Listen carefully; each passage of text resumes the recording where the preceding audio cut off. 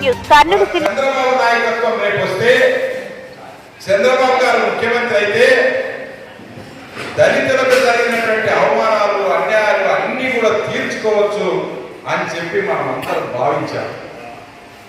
నిన్నగాక మొన్న తెలుగుదేశం పార్టీ రాష్ట్ర వ్యాప్తంగా వదిలినటువంటి ఈ అభ్యర్థుల్లో నా పేరు ఉంటుంది, తిక్కారెడ్డిని ఇట్లా గెలిపించాలని మీరు అందరూ ఆశించారు. కానీ మన పేరు కాకుండా బాలనాగిరెడ్డి కోర్టు పేరు ఉండే లోపల మనం అందరూ కూడా ఒక రకంగా చెప్పాలంటే తీవ్ర నిరాశకి లోనైపోయాయి. ఈ రోజున అధికారం వస్తుంది అంటే మనమంతా పల్లెటూరులో వాన వచ్చినప్పుడు కప్పలు వస్తాయి, ఎండాకాలం ఉంటాం. మనం పల్లెటూరు భాష మాట్లాడుకుంటే ఈరోజు అధికారం వస్తుంది, వలస పక్షులు వస్తూనే ఉంటారు. కానీ మన టికెట్ని చంద్రబాబు నాయుడు గారు మొన్న ప్రకటిస్తే మన పద్ధతి బాలనాగిరెడ్డి గారు 3 ఏళ్ల క్రితమే చెప్పాడు. ఇదే ఆఫీస్ ముందు చెప్పాడు, లక్ష్మణి బహిరంగ సభ చెప్పాడు, రాష్ట్రంలో రాఘవేంద్ర రెడ్డికి టికెట్ వస్తుంది. అయ్యా మేము ఓటు ఎట్లా అడగాల, ఓటు చేయమని ఎట్లా చెప్పాలా, ఎవరికి ఏమని చెప్పాలా? బాలనాగిరెడ్డికి ఏమని చెప్పడం ఒకటే, ఆయన కోర్టుకి ఏమని చెప్పడం ఒకటే. మా దగ్గర వాల్మీకులు లేదా? 4 మండలాల్లో మన దగ్గర వాల్మీకులు లేదా? తెలుగుదేశం పార్టీలో మరి మమ్మల్ని కాదని, నన్ను కాదని మన వాళ్ళందరినీ కూడా ఈరోజు వైసీపీ నుంచి వచ్చినటువంటి కోర్టుకి ఇస్తే ఇట్లా ఎన్ని సీట్లు మన తెలుగుదేశం పార్టీలో రాష్ట్ర వ్యాప్తంగా మోసపోయినాయి, అమ్ముడుపోయినాయి అనేది మా అందరూ కూడా ఆశ్చర్యానికి గురి చేస్తారు. నేను చెప్పాను, బాలనాగిరెడ్డి గ్రామంలో ఎన్నికలు పోయినప్పుడు నా పైన బుల్లెట్ వర్షం కురిపించిన రోజు నేను భయపడలేదు, బాధపడలేదు. ఈరోజు నా పైన బ్రోకర్లు చేసిన కుట్రకి నేను చాలా బాధపడుతున్నాను. నా నియోజకవర్గం బాధపడుతుంది, దళితులు బాధపడుతున్నారు, బోయలు బాధపడుతున్నారు, కురువలు బాధపడుతున్నారు, అన్ని కులాల వారు ప్రజలు అయ్యో తిక్కారెడ్డికి ఇంత మోసం జరిగింది, ఇంత మోసం జరిగింది, ఎందుకు చంద్రబాబు నాయుడు గారు ఇలా నిర్ణయం తీసుకున్నారని చెప్పి అంటున్నాం. ఈ రోజున చూస్తున్నాం, చిన్న ఏదైనా మనం పర్మిషన్ కావాలి, ఏదైనా కావాలంటే పోలీసులు వచ్చి చెప్తారు. కానీ వైసీపీ వాళ్ళకి కానీ వైసీపీ కోర్టుకు కానీ మీరు చేయండి అని చెప్తాము. దీన్ని బట్టి అర్థం కాల రాష్ట్ర నాయకత్వాన్ని. మేము చేతులు జోడించి మంత్రాలయం నుంచి చంద్రబాబు గారికి, లోకేష్ గారికి, అయ్యా ఒకసారి పునరాలోచన చేయండి.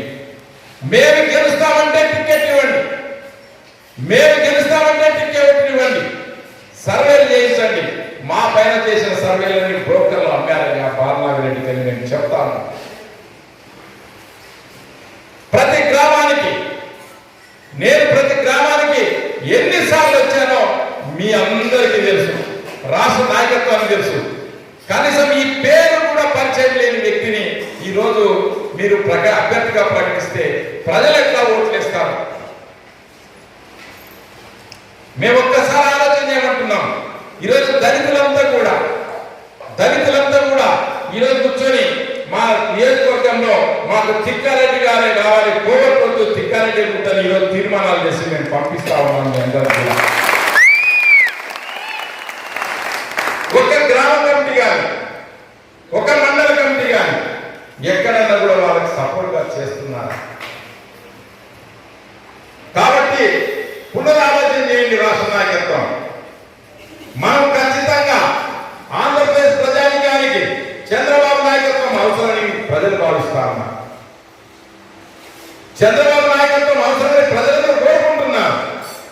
కానీ ఎమ్మెల్యేలను మంచి వాళ్ళు ఇస్తే కదా ప్రజలు ఓట్లేసేది. ప్రజల చేతిలో ఓటాడుతుంది. వాళ్ళు మంచి వ్యక్తిని ఇస్తేనే వాళ్ళు ఓటేస్తారు. ఎమ్మెల్యేలు గెలిస్తేనే మనం ముఖ్యమంత్రి అవుతాం, ఈ రాష్ట్రాన్ని బాగు చేస్తాం.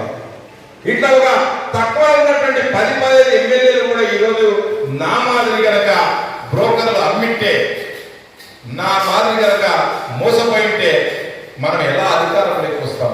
ప్రజలకి ఆంక్షలు ఎలా తీస్తాం? ఈరోజు నష్టపోయిన గ్రామ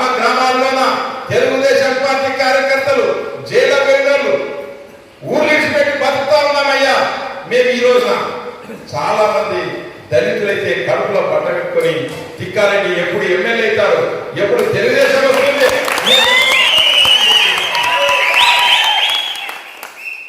మా ఇంటికి పట్టాలు రాలేదు, పునాదులు వేసినటువంటి ఇళ్ళకి బిల్లులు చేయలేదు.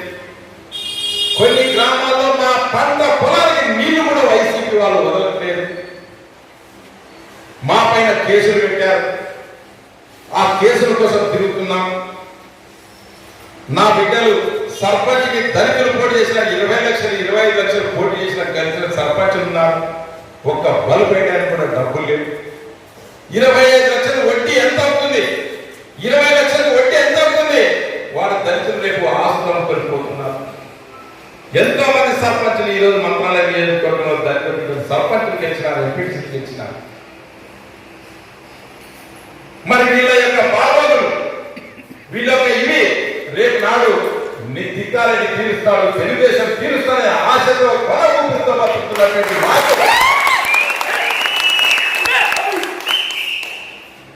అధిష్టానం ఒక బ్రోకర్ల చేతిలో బాలారెడ్డి కోవత్తు అనే వాళ్ళ డబ్బులకి అమ్ముడుపోయి ఈరోజు మమ్మల్ని అమ్మేస్తే రాష్ట్ర వ్యాప్తంగా ఎంతమంది అమ్మారో ఒక్కసారి పునరాలోచన చేయండి. మేము చంద్రబాబు గారికి చేతులు జోడించి అడుగుతున్నాం, సార్ ఒక్కసారి మీరు పునరాలోచన చేయండి, సర్వే చేయండి. మీరు తిక్కారెడ్డి గెలుస్తాడంటే మీరు టికెట్ ఇవ్వండి. నేను బాలనాగరెడ్డి పైన 20,000 తక్కువ మెజార్టీలో గెలిచే ఏ గ్రామంలో ఒక బిడ్డ చనిపోతే, ఏ గ్రామంలో ఒక పెళ్లి ఉంటే, ఏ గ్రామంలో అన్యాయం జరిగితే, ఏ కార్యకర్త పోలీస్ స్టేషన్ లో పడితే, ఏ కార్యకర్త నాయకుడు ఇబ్బంది పెడితే అందరినీ కూడా ఆదుకుని హక్కును చేసుకుని పోయేటువంటి మేము మమ్మల్ని ఒక పనికిరాని వాడిగా, మమ్మకు ఒక మాట చెప్పకుండా, మా కార్యకర్తలకు ఒక మాట చెప్పకుండా, ఇక్కడ మంత్రాలయం లీడర్కి ఎవరు తెలియకుండా ఒక బాలనాగరెడ్డి కోవతికి నీవు టికెట్ ఇస్తే లోకేష్ గారి పాదయాత్రలో నీ పైన నల్ల జెండాలు చూపించాలని బయటకు వచ్చినటువంటి వాళ్ళు బాలనాగరెడ్డి ఎంట ఉండి చాలా అన్యాయం చేసినటువంటి వాళ్ళు ఇసుక మీనారు, మతక రాసినారు, కళ్ళు రాసినారు. ఈరోజు మన పార్టీలకు వచ్చే వాళ్ళు పవిత్రులు అయిపోయినారు. అంటే మన పార్టీలో వచ్చినంత మాత్రాన వాళ్ళు చేసినటువంటి అన్యాయాలు వాస్తవాలు అన్ని పోతాయా?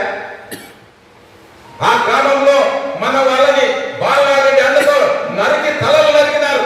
రౌడీ సీట్లు 26 మంది ఓపెన్ చేశారు. ఆ గ్రామంలో బాలనాగరెడ్డి వాళ్ళు జెండా పీకేస్తే ఆ రోజు వీళ్ళు ఎక్కడన్నా పీకనికి పోయినారని చెప్తున్నారు.